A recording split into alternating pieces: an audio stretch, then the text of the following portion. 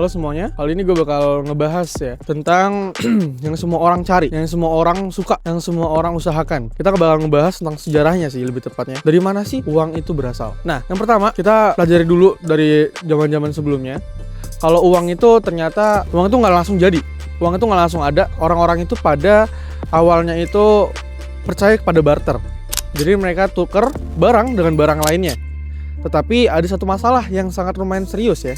Masalahnya simple tapi lumayan serius, yaitu tidak pas dengan apa yang mereka tukarkan. Maka terjadilah transaksi yang disepakati oleh banyak orang. Mereka menggunakan emas dan logam yang notabene langka dan juga susah rusak atau susah hancur. Nah selanjutnya, kenapa bisa sampai kertas? Titik pertamanya, ada orang-orang Tiongkok di abad-abad ke-7 sampai 11 itu mulai percaya dengan tas yang bisa menjadi bukti kalau mereka tuh mempunyai logam tertentu. Orang-orang di Eropa pun juga mengikuti hal tersebut karena didasari hal yang sama juga. Jadi mereka mempunyai logam seperti emas, perak dan segala macam dijadikan kertas. Makanya akhirnya sampai sekarang banyak orang yang mempercayai kertas sebagai hal yang bervalue.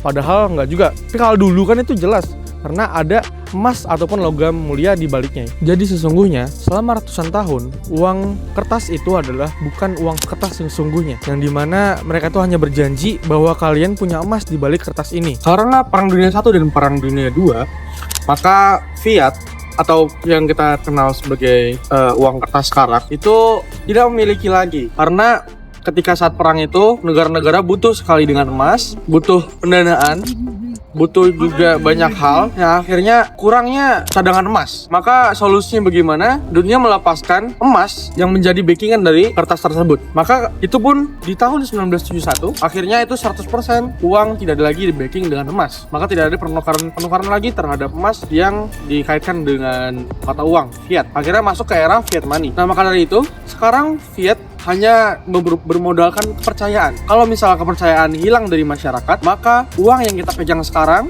itu hanya adalah sebuah kertas biasa. Tidak ada hal berharga lainnya di balik kertas tersebut. Dan makanya sekarang pun ada yang namanya inflasi di fiat itu. Karena uang itu sendiri tidak punya pegangan apapun yang berharga sebenarnya. Jadi hanya berlandasan dengan kepercayaan aja. Ini kalau misalnya orang-orang nggak percaya lagi, jadi tadi jadi hanya sebuah kertas. Maka kalau misalnya kalian mau mengkeep atau nggak mau menyimpan kekayaan atau nggak mungkin dalam bentuk uang ya, itu kalian bisa menggunakan emas ataupun juga mungkin kalau dalam zaman sekarang udah ada namanya cryptocurrency, mungkin bisa dipelajari juga. Mungkin sekian dari gue. Terima kasih. Sampai jumpa di next video.